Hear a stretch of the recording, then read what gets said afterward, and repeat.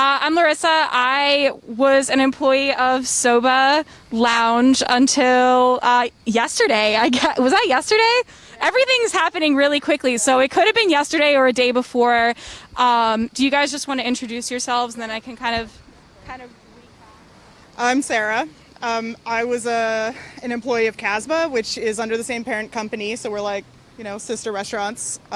And I quit very abruptly 4 weeks ago when we got the green to open for dine-in services.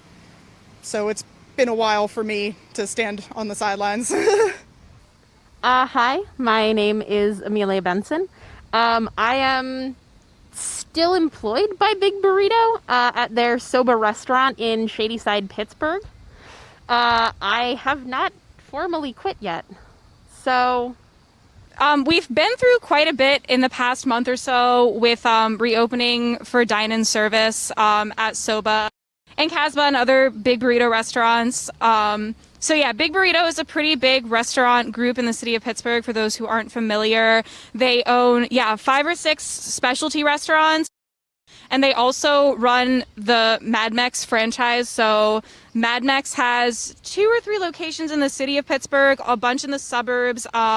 There are a few other locations throughout Ohio and the rest of Pennsylvania, central and eastern Pennsylvania as well. So they're a pretty big restaurant group. They have definitely a lot of pull in Pittsburgh and in the restaurant industry in Pittsburgh. And Soba and Casbah both function under that company. So in the past month or so, us and, many of our coworkers who are not here today, but who have similar reservations, have been pretty concerned about the way that the company has dealt with the COVID-19 crisis. So yesterday I quit, and then a couple hours later, I just decided to go on Twitter and just try to bring people up to speed on what was happening with the company. I wasn't really expecting it to get as popular as it did, but it's amazing that it has.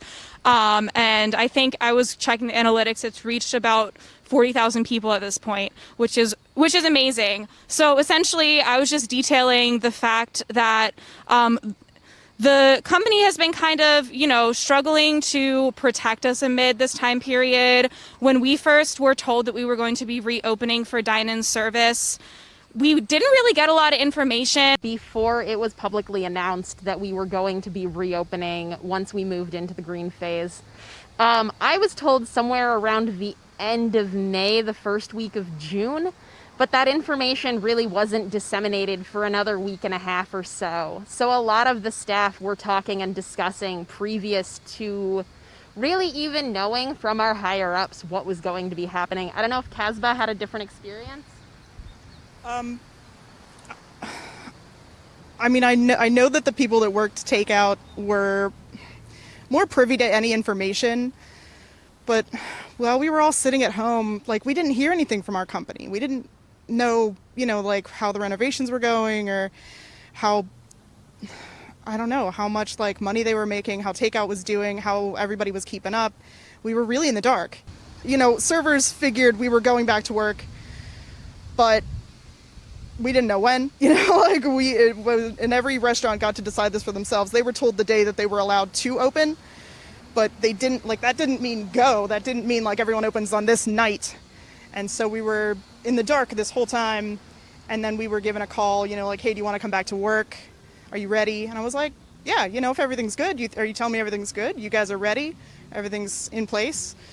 And confidence, my managers exuded confidence. I spent 5 years with this company. I loved them. I wanted to go back to work. I missed my family. I missed my friends. And I trusted them, for sure. And when it came down to it, I knew they were putting me in an awful situation where I had to go in 3 hours before my first shift and hear about all the guidelines, spur of the moment, and make the decision whether or not I thought they were doing it well and if I could do it, plus 100 other things that were on my mind. I really came into it wanting to be proven otherwise, wanting to be shown that, yes, they, could have taken more time, but they were ready. But the vibe in the room was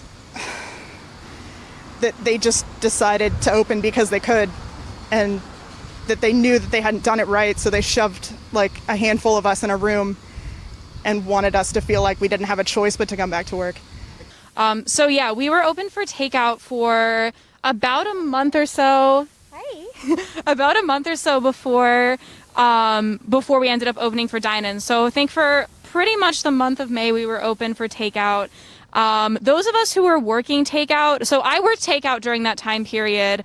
While we were transitioning into dine-in, there wasn't really a lot of communication going on between like management and employees. And at that point, a few of us were starting to get a little concerned that we weren't going to be getting the information we needed. I mean, I think a lot of the frustration that built up over the course of these past couple months was, first off, that we really didn't feel like we were getting information at the speed and at the level of detail that we were hoping for. I mean, this isn't just like something to play around with. This is, this is a pandemic. This is a virus that can be deadly, even to people who work in our building or who are people who work with us that are taking care of someone who's at higher risk. Like, we had several coworkers already expressing those concerns leading up to dine-in, and they didn't really feel like they were being addressed. So anxieties were kind of mounting, and a lot of the information that was coming out would be maybe one manager would tell one of our coworkers if they were to call a meeting or call him or something, and then that information would trickle down to the rest of us. Like, we started communicating with each other more. The thing that I understand confidentiality, but how could you as workers make informed decisions, whether you want to come into work or whatever, if you don't know how many shifts have I worked with this person, how much, because I don't know how many workers work there, but so it's kind of like they're yes, confidentiality, but this is kind of unprecedented times, so it's like you need to know, is this someone I work with like 3 times a week, once a week?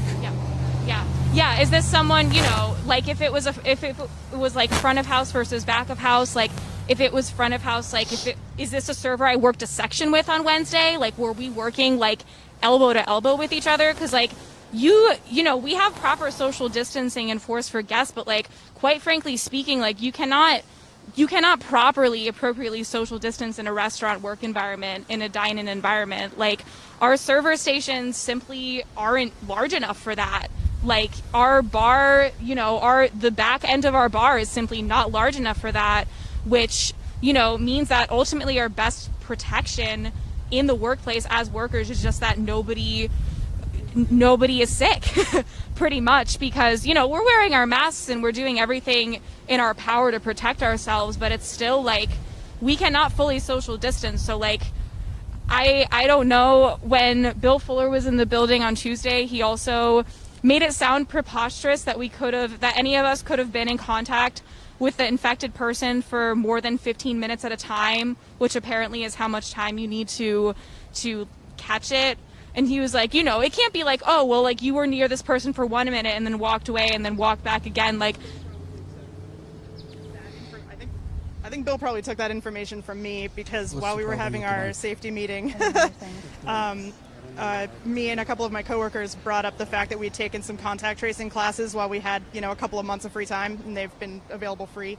And it wasn't me, but I made sure that, like it was said, and Bill heard it, is that when you sit in one place with your mask on, after about 15 minutes, you've filled the air, like that airspace is yours and it's contaminated.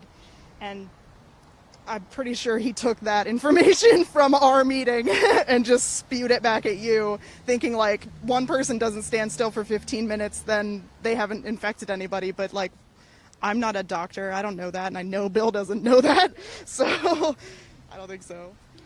Yeah, so just generally speaking, like, it was rattling us for us to hear about that. And then, even to just say, like, they really only effectively closed for like 36 hours as opposed to 40. I mean, like, people were in the building on Tuesday afternoon, so we didn't open for service, but like, employees were there and they were making a wage for 2-3 hours before we got sent home. Like, the building wasn't even empty for a whole 48 hours.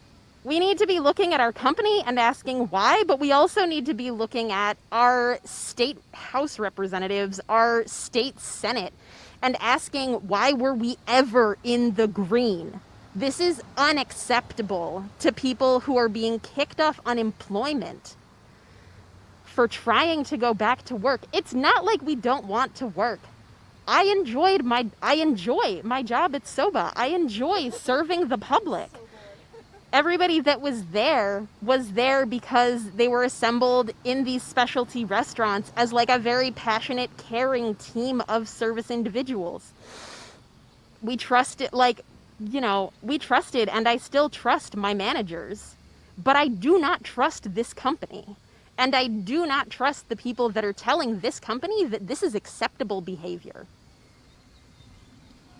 Yeah, I echo a lot of those same sentiments. And especially the fact that, all of us, we were talking about this earlier, all of us really genuinely enjoyed our jobs before all of this happened.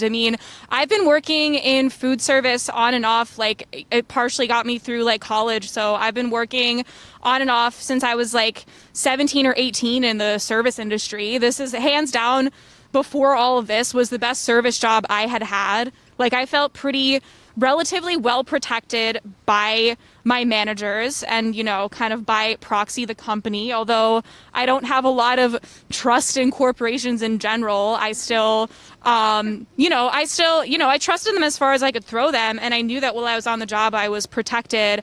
And, Big Burrito has had a good reputation over the years for some pretty warranted reasons. They have historically at least treated me and my coworkers well. But this just kind of it just feels like they've dropped the ball so many times in the past couple months. And it's just a shame because I don't want jobs to go away. I don't want the industry to collapse. The restaurant industry in Pittsburgh was pretty thriving before this, and it was booming, and Big Burrito is a big part of it, and so has been seen as this cornerstone of the restaurant industry in Pittsburgh. I don't want all those jobs to disappear. And I don't want the reason for speaking out for either of us wasn't we want Big Burrito to die or whatever. Well, no, we just want the public to know what we've been through, and we want them to know that the kind of image they've had over the past couple months of other restaurants and bars are doing this wrong, but we're doing it right, isn't really entirely the truth. Doing it right would have been to exercise some more precaution. And yeah, like Amelia said, they have been just following the state and the county guidelines several times, in our shift meetings and stuff while we've been open for dine-in. People have brought up maybe considering some more restrictive policies than just what the Allegheny County Health Department suggests, due to the influence from partisan politicians and kind of what we know that's coming from. And it has kind of fallen on deaf ears for the most part. Hope you enjoyed that last video. Hop on over to statuscoup.com where you can sign up for our email list and become a member for as low as $5 to $10 a month. Membership is how we grow. That's statuscoup.com/join. And remember, join our email list so we can grow the revolution with you.